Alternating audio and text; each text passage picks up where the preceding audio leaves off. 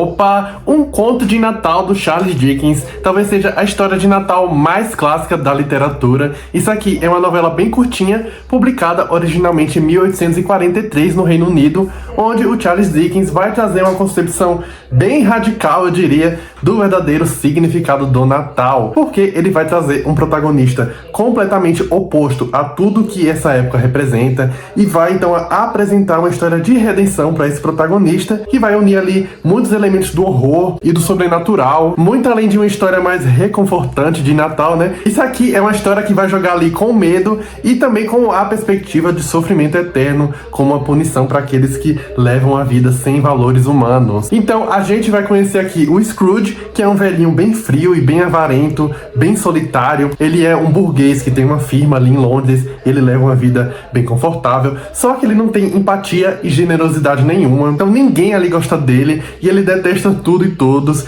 E claro, né, isso vai incluir também aqui o Natal. Então ele não tá nem aí para as pessoas pobres que estão ali passando frio e fome naquela época natalina ali em Londres. Ele acha que aquelas pessoas, inclusive, deveriam ir pra prisão para fazer trabalhos forçados. E aí a história vai se passar aqui, né, durante a véspera de Natal. E o que vai acontecer é que depois de receber ali a visita do fantasma do seu ex-sócio, o Marley, que morreu ali há uns 7 anos, o Scrooge aqui vai ser visitado por 3 espíritos, que são ali os chamados fantasmas do Natal, que vão aparecer para ele simplesmente para mandar real ali pro Scrooge. Então, durante essas visitas, o Scrooge aqui, ele vai encarar a realidade ali da própria existência miserável, ele vai revisitar a vida dele, ele vai ver ali todas as oportunidades que ele desperdiçou durante a juventude, ele vai conhecer também todas as consequências das crueldades que ele vem promovendo ali com familiares, com agregados que vivem em condições financeiras bem menos privilegiadas aqui do que a dele. E claro, ele vai conhecer o terrível destino que o aguarda caso ele não mude de atitude. Então a gente vai ver aqui, né, o Scrooge se deparando com o próprio reflexo, precisando então encarar a própria amargura e a própria mesquinharia e precisando assim assumir um caminho para a redenção.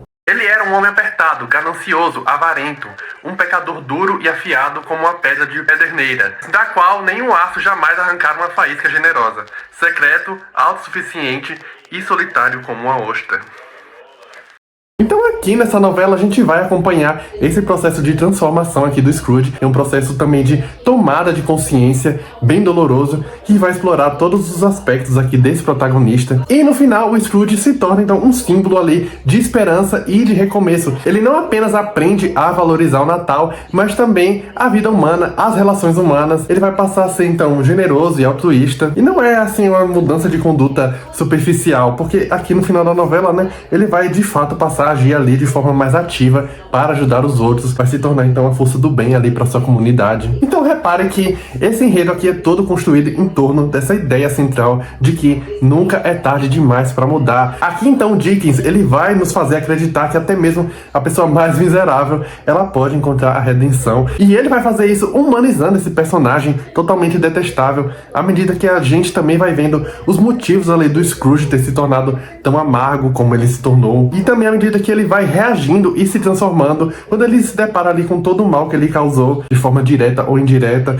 e também com o destino que o aguarda. Agora sim, o interessante nessa história é que o Charles Dickens, ele tinha uma intenção bem política ao escrever isso aqui. Então a gente está ali no contexto da Inglaterra vitoriana, onde havia um estado de pobreza extrema, a atitude geral ali da sociedade para com aquela gente pobre, né? Para com todas aquelas crianças de rua. Era de aversão, porque a mentalidade aqui da época, né? A mentalidade predominante era de que os pobres, eles eram um incômodo, eles eram uma convergência a ser eliminada. Que não parece nada com hoje em dia, né?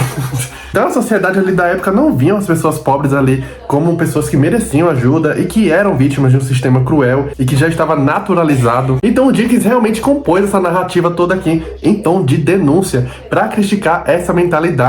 O que é muito interessante, porque quando a gente pensa nessa intenção, a gente pensa também numa raiva e indignação, que são sentimentos que à primeira vista não remetem muito ao Natal. Então quando a gente vê, por exemplo, ali a família do Bob Cratchit, que é uma família bem pobre, né? A gente vê uma pobreza ali bem humanizada, a gente vê o retrato das dificuldades financeiras enfrentadas pelos operários ali da época. A gente vai ter ali também o filhinho mais novo do Bob, né? Que é o pequeno Tim, que tá ali para simbolizar, né, toda a inocência e toda a fragilidade das crianças crianças necessitadas. E pensando então nesse aspecto, a gente vê aqui, né, muito mais do que algo espiritual, cristão. A gente tá vendo o Scrooge tomando ali uma consciência social. Honrar o Natal em meu coração e tentar mantê-lo durante todo o ano.